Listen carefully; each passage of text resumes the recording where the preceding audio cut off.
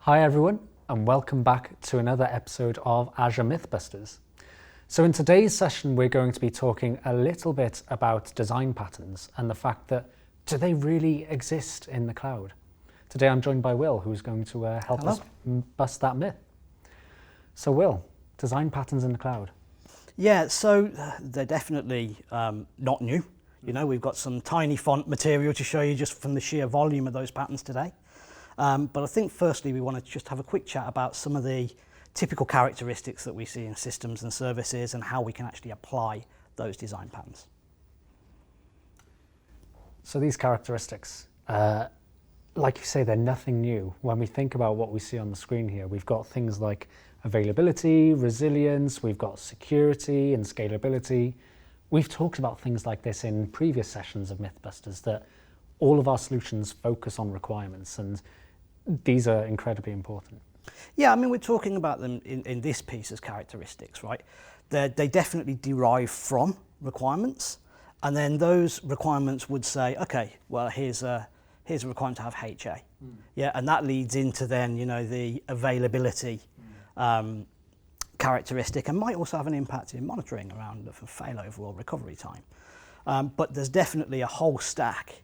I forget the exact number right now, but there are a lot of established cloud design patterns. So let's actually go and take a look at some of those design patterns. Yep. Only some.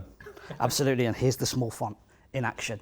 I guess the thing to take from this slide as well is we just about managed to fit them all on here.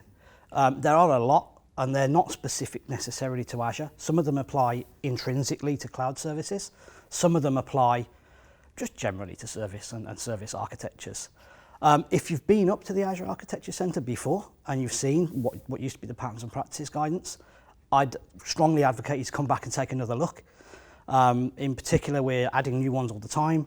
We're still at the moment working on adding some as we see them. So all of these things are common patterns that Azure customers are using to isolate and work around things they see in applications to make them perform better.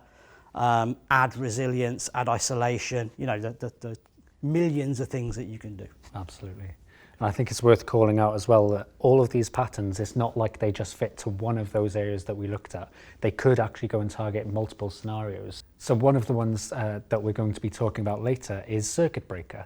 And that can go and align to a number of different areas like performance, resilience, and really impact the end result of an architecture as well. So we'll come back to that one a bit later. Should we start looking at some of those patterns? Yeah, why don't we take cache aside first? Excellent. Okay, so cache asides, reasonably simplistic pattern. It is to do with how you can handle non-write back caches. So if you've got an application that needs to read through data and you want to lazily populate that cache, so you don't want to go and load everything in advance, but the basic premise of it, there's a lot of detail up on this one, including example implementations up on the Architecture Center. The basic premise of it is what we've got illustrated up on screen. So you don't read the data store first. You go and query the cache to see if the item is already there. If it is already there, awesome. We've got a piece of updated, ready-to-use data. If it's not, go and fetch it from the store, but don't return it. So don't return it from that main piece. You put it in the cache, and then let the cache return it back. Gotcha. So it's actually the action of the cache querying the data store rather than the front-end application, and the front-end or middle-tier application queries the cache only. So then translating that, what you're saying is naturally as you start getting more and more of these reads, the naturally hotter things that are being requested should bubble up into the cache. I'll say that. And then you'll get that performance increase there. Yeah, totally. So what's not listed up on the screen at the moment, but you will find up on the Architecture Center details, are things like the things that become important when you use this particular pattern. So things like cache expiry and expiration and coherency control. So if I've got two things writing into the cache, having a single centralized distributed cache actually brings that benefit to both applications or both instances. Instance 1 has put something in the cache, so it's there for instance 2. If you actually need to update something though, the simplest way is to turn the pattern on its head. you write it, remove it from the cache immediately. Yeah, and then the next read With you. will put it back in the cache. And that means that your data will always be up to date. Yeah, so it's a really nice, simplistic pattern. Very, very elegant one, and actually relatively easy to implement. Let's move on then to something like circuit breaker, which I guess we gave a little bit of a hint towards already. Yeah, we gave a definite hint, didn't we? Okay, so circuit breaker, it's the diametric opposite of the retry pattern. Yeah, so we see retry is this operation kind of might fail occasionally, so we want to make sure we retry it so we don't bubble up an error when we see a transient failure. Well, circuit breaker is the opposite. So circuit breaker is saying, hey, I know that service is offline. I know it's dead for some reason. There's a dependency that's definitely not going to work. Why even try the operation? Gotcha. Yep. And it is literally the same kind of concept as a residual RCD breaker in a house or in a building. Yeah, you'll switch the circuit breaker. If it goes open, that's great, you're running. Yeah. If it switches to closed, then your circuit is on. Understood. Yep. So it's almost protecting then those downstream services from being completely having a load of traffic pushed towards them when the service should realise actually it's not appropriate for me to do that. Let me just pause, back off for a while, and then, you know, with other things like retry, etc., then allow the service to come back up healthy, resume, and continue on. Yeah, absolutely. And you'll see up here, there's actually a state called half open, which is a little bit unusual if you use that electrical metaphor, although I believe it does actually happen in practice. But the half open state is, okay, I'm not quite sure whether that service is up or not. I'm going to let a small amount of traffic through so we don't overwhelm the service when it comes back up. Yeah, and that way we can actually have a phased, re-onlining of a service, and we don't take it down by just DDoSing it with tons and tons and tons so of traffic. gracefully bringing it back on, so then the service. Yeah. Now, the one thing that's important about this particular pattern is it's great to say, I know the service is offline, don't send anything. That's only half the story. And this pattern only really covers part of it. You have to degrade gracefully. So if the circuit breaker has effectively terminated any traffic going to a downstream service, what do you do with it? Yeah, do I send it somewhere else? Do I queue it? Do I buffer it? It's got to go somewhere. Exactly. So this one's really useful when it's used in conjunction with other patterns. Right. Yeah, in fact, if I'm completely honest, most of our patterns are useful used in conjunction with others. But this one kind of does implicitly require something to deal with it when it's closed. So maybe like a queue-based load leveling pattern to put it into some messaging system temporarily, and then eventually when it's back online, competing consumers, go ahead and then process that backlog. Yeah. Or you could choose it to do maybe transient failover. Yeah. So you could send it to another instance of a service in another region or something along those lines as a backup. Let's think about health endpoint monitoring. Now, I guess a lot of us are familiar with the idea that, you know, we've got our different HTTP status codes and we know when it's up, we know when there's issues, but health endpoint monitoring, I think, isn't really anything new. It's one of those ones we mentioned earlier that it's more of an evolution and thinking about the problem a little differently, right? Yeah. So there's definitely an older pattern which was basically just a probe. Yeah, send some traffic to something, and if it responds with anything sensible, it's up. Gotcha. We can send traffic to it. But as you well know, the health endpoint monitoring pattern is a bit deeper than that. So we can check the status of individual subcomponents within a system. So you don't just check the web servers responding. We make a tiny query to the database and check the database is responding. Or we post something to a queue with a null message and make sure it's actually been picked up.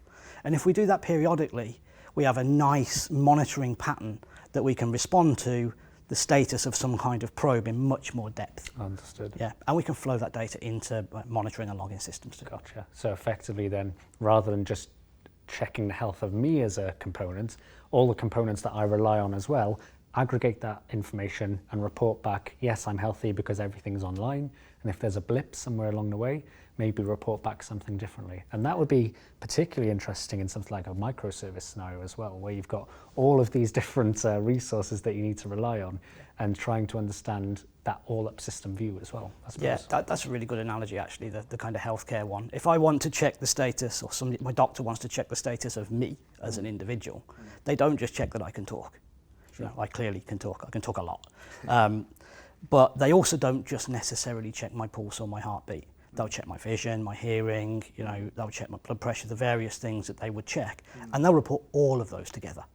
Yeah, and where they report them to would be that endpoint. And I think our final one that we'll look at for today is Materialized View, which I know is a pattern you're very familiar with. Oh, this is old school, this one. Yeah, it's been used since the dawn of time because it's used to get around problems that have been there from the dawn of time.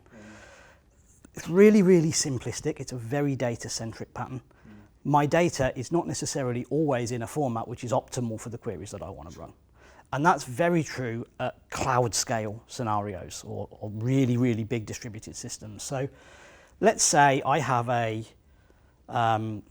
queue. Let's just say a queue that's taking in some data or some kind of ingestion store, and it's taking it in at a big rate. Yeah, I can't query across that. It's too granular. Sure. Yeah. So what I do is I have a secondary process that runs somewhere. When stuff comes in after it's ingested, I rebuild a secondary view across this. And you can see the flow up here. So applications reading and writing away to its application data, which is on the left there, and that might be a relational store. You know, it might have a denormalized view into tables, etc., and relations. But actually what I really want is a reporting view to be able to run reports against it. Right. And if that data is really, really big, all we do is we pre-aggregate that up, and then we can actually query back from the application or from other applications potentially can directly query against Materialized View. So if we were translating it into patterns again, you could combine something like event sourcing where you've got all your events, your logs or whatever telemetry it might be coming in. And then once you want to see either that tumbling window or the all-up reporting, that end result would be that materialized view then. Exactly. It's very, very commonly used with event sourcing and CQRS, which are the two that lock together.